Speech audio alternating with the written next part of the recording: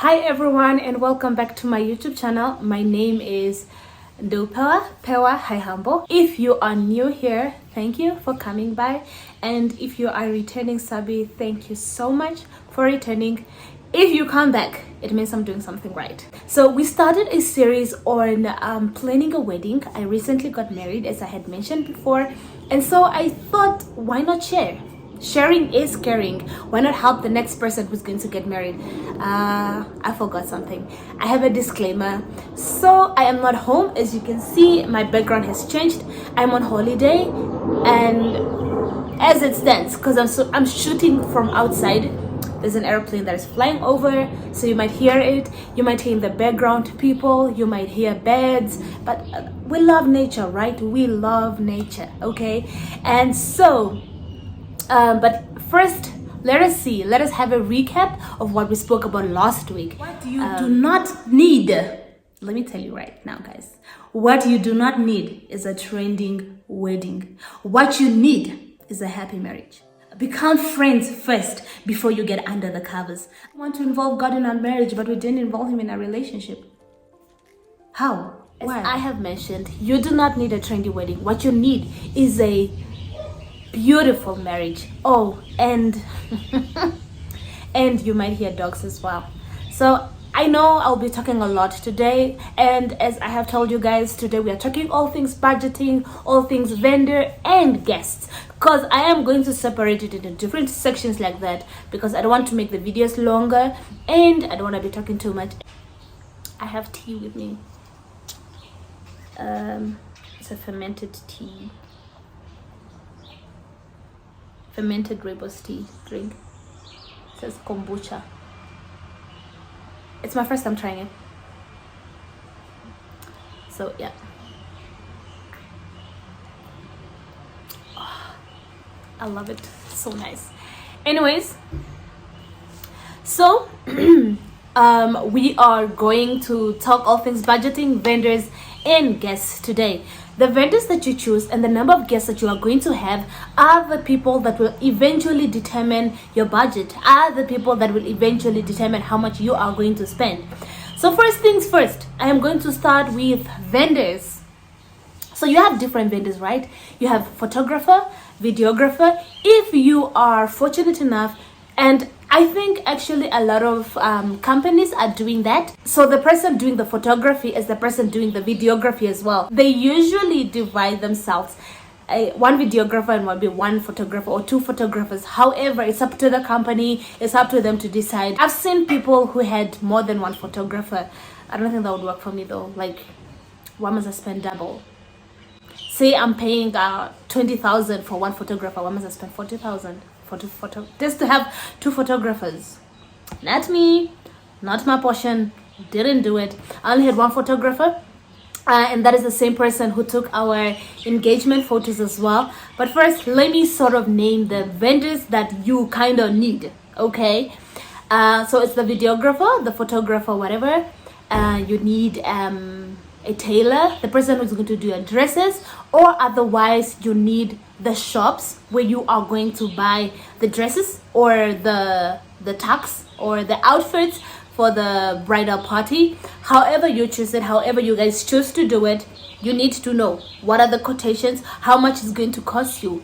You look at the designs that you want for the gown or for the ladies' dresses or for the men's attire, and you determine the quotations according to that. If you are buying, you go to the shops, you find out what are the prices. If you are having it made, send to your tailor, this is my design, how much would it cost?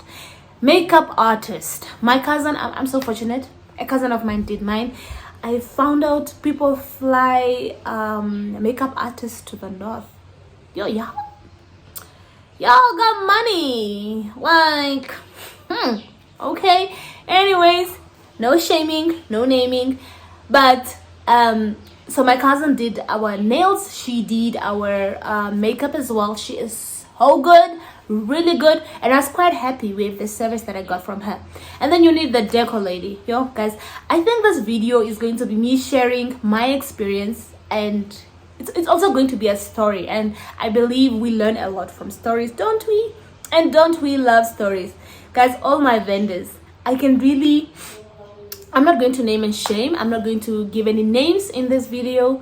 I am not going to, you won't know who did what. But if you're on Instagram, you probably saw my pictures somewhere, or if you know me, you do know. But for those that do not know, it is okay. You don't need to know. This is what you don't know doesn't kill you, or what you don't know does not affect you at all.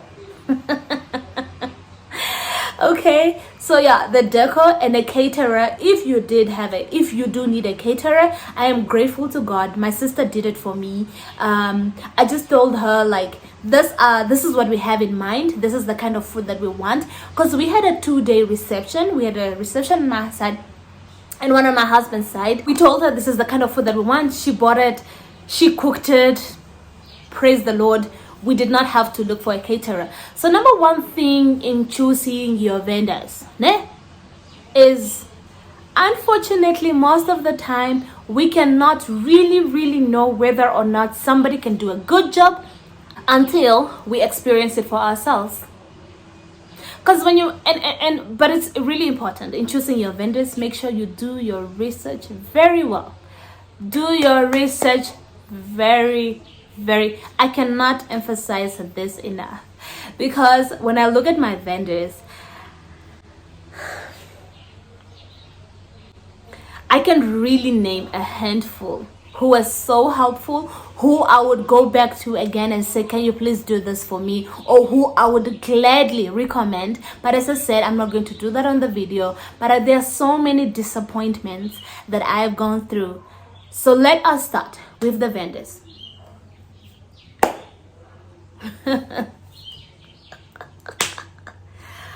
I had 6 bridesmaids, and the lady who did first of all with my bridesmaids, but this we are going to handle more into detail next week, because next week we are going to deal with choosing bridesmaids, bridal shower, bridesmaid invitations, or whatever we call it. Is it necessary? Do you need it? Do you need to make your bridesmaids to pay for it? Do your bridesmaids need to pay so much? Or can you meet them halfway? So the lady who did the dresses, the lady who did my bridesmaids dresses is the same lady who did my day 2 dresses as well. She really disappointed me, point blank. It is what it is. She did not finish the dresses. We needed to look for somebody else who finishes the dresses. And I mean, guys, if somebody starts off something this way, maybe this, and tailors are different. This one sews in this way, the other one does it a different way. This one uses this kind of zip, so this one doesn't. It's a whole lot of mess up, and it costed us more money, because now we had started with this one lady, but she could not finish it, and she lied. Guys, our vendors,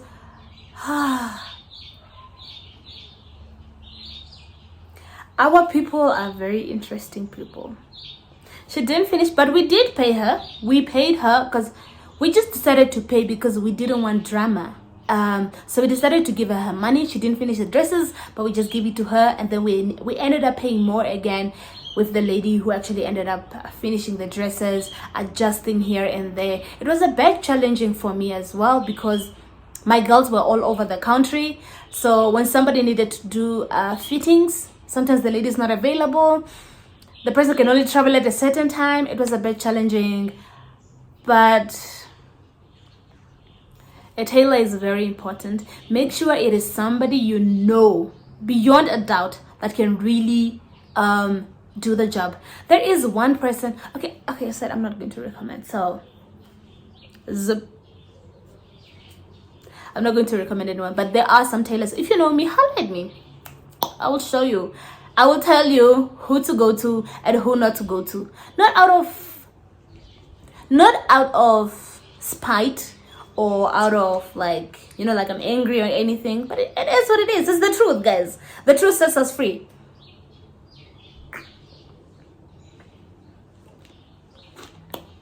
So that is the tailor. She didn't finish. She lied. We needed to look for somebody else. And I know on the guy's side as well, things went as smooth as they should have been. I had stories there, but I'm not going to talk much about it because I don't really know a lot, because a friend of ours was more involved and I was more involved because I'm that girl. I decided on the color, I decided on the design. I didn't even give my girls a lot of options. But then again, let's talk about that next week. Photographer. So we used the same photographer who did our engagement shoot, is the same guy who also did our wedding shoot. Guys, I was disappointed. The engagement shoot was okay, and I'm gonna put in a picture. It was beautiful. We looked nice. I loved it. The engagement shoot, no, we did it. And then preparations for the wedding day. The photographers came late. When they got there, we were already done with makeup. We're basically already dressed. Day 2, even worse. And imagine you get a quotation, right? My husband and I custom made our quotation for the wedding, for the photography. I don't think we didn't need things like an album. What for? A canvas. We can do that ourselves. We choose our own pictures. We don't need anybody choosing a picture for us and doing a canvas for us. We decide to do it on ourselves. We haven't done them yet, but we are going to choose pictures ourselves. And so the photographer really disappointed already in not pitching up on time for preparations. So I don't really have pictures of my makeup being done because, well, the photographer was not there. And then again, and that happened on both days, day 1 and day 2. And it's the same thing for the men as well. Like the guy who was taking pictures of the guys while they're getting ready took maybe 5 pictures, or some pictures are dark. Hi guys, choose your vendors carefully.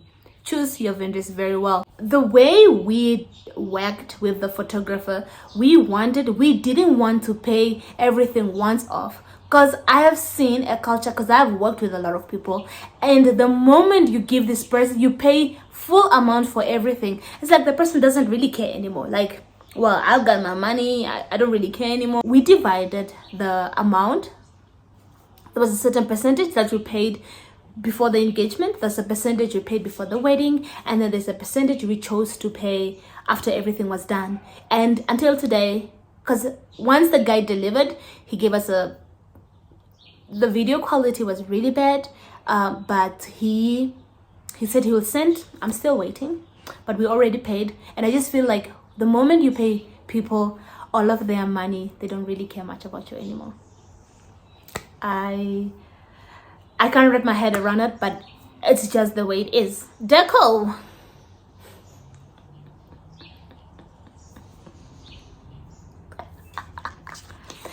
It's like, I don't know.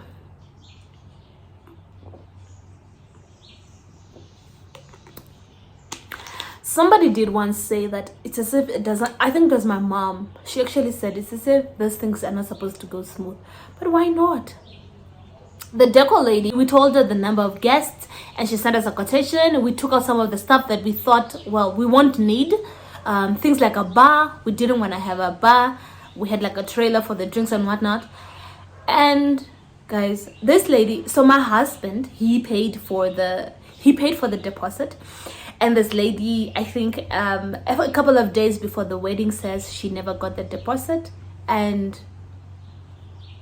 or rather she doesn't remember receiving the deposit, and only confirmed that she got it that day, a few days before the wedding. And then again, she's telling me that she doesn't have certain, mind you, this is somebody we had agreed on the type of tables, the type of chairs. But just a day before the wedding, she's saying she can't get certain chairs unless I get the chairs from somebody else, and she brings the other things. What's the point? Why would I want, if I want things from different vendors, I might as well just do it like that. Give me a quotation of your chairs. Give me a quotation of your tables. Give me a quotation of your deco. What's up with that? No. We canceled. We had to cancel and get somebody else. And the second person that we got, we really paid a hefty amount of money, and even the deco even what she gave us was not worth, I believe was not worth the money. We just paid well because we already had that amount we had agreed on. But I guess it was because perhaps it was last minute for her, and she wasn't really prepared, I sort of gave her that benefit of the doubt. But for you asking that the amount that she had asked us, I still expected her to sort of deliver something that is truly worth the money. But then again, hairstylist. I only have one person who does my hair. Oh, there are two. Okay, the lady who does my hair and myself. So she came. She did my hair the day before the wedding, and oh my word, I have nothing to say. I literally have nothing to say about my hairstylist.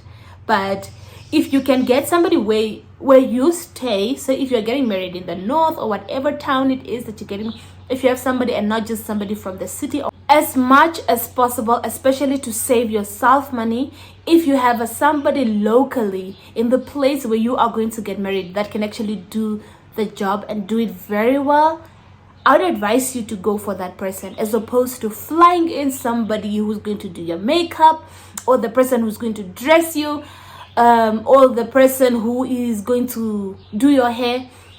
If there is somebody local that can actually do it, go for those people. Okay? And it's also support. We support one another.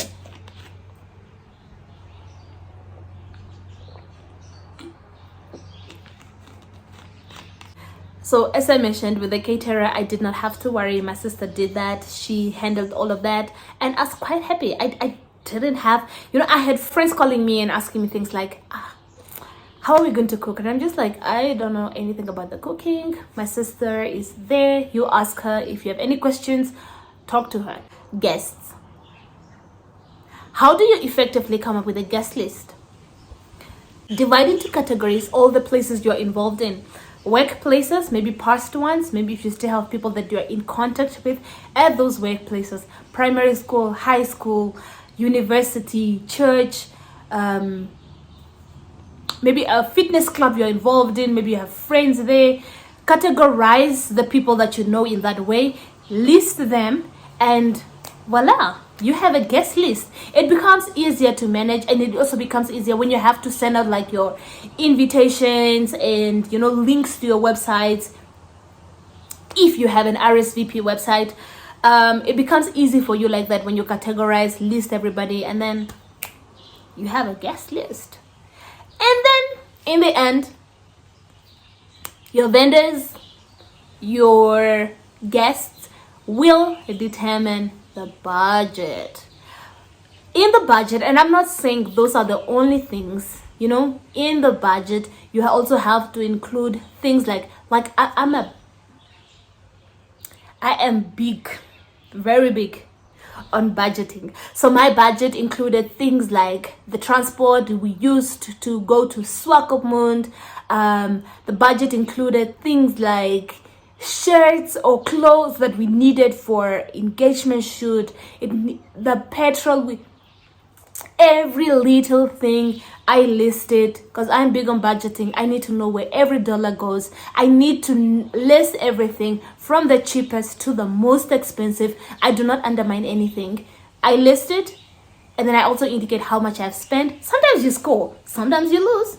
And it's better if you overestimate as opposed to underestimating. There were some things that I had overestimated, and then I realized I gained more money.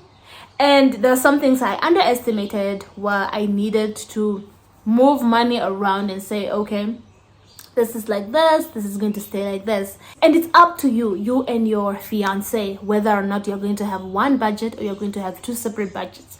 In the culture that we are in, especially for the Vambus, it mostly ends up that you have two separate budgets, because there's a reception at the ladies' side and there's a reception at the men's side. And I've realized there's more costs involved when it comes to the women's side, because we have things like omaingido, roughly translated to announcements. And so there's so many costs involved as opposed to the amount of costs that are incurred on the guy's side, because there's so much happening at a woman's side. So decide between the two of you. Are you going to have one budget, or are you only going to have or are you going to have separate budgets? We had a separate budget. We sort of just divided ourselves that this is the other things, the extras, maybe clothes for adults, clothes for kids. These are the extras that you're going to spend on. If you are going to hire a car, I don't really know why anybody would hire a car. Okay, I wanted a vintage car, but I think it was going to be very expensive to hire it. Just take it to the north and then bring it back. It's expensive. But yeah, people hire cars. So if you're going to hire a car, list it. Everything, guys. Everything that you're going to spend, to your earrings, hairpins, whatever you're going to use, list it. List it. List it. Write it down. Write it down. I believe in a nutshell that would be vendors, guests, and budgeting. Budget everything about a wedding, revolves around a budget. Hear me carefully. I'm not saying everything about a marriage revolves around a budget. Everything about a wedding. I don't really think money is a need to get married. A marriage, the lack of money should not prevent somebody from getting married. You don't need a wedding. Like I said, a wedding doesn't even contribute much. In fact, if you have issues during the wedding, you're going to drive that now in your marriage. Sometimes, if to just avoid conflict, that in the beginning conflict, don't do the wedding. You don't need a wedding to be married. So our focus should mostly be on a marriage as opposed to it being on a wedding. If there is no rice, if the rice is not enough, it's okay. Let the people not eat. Just go to your houses, my friends. We'll deal with the food later. So guys, that was it.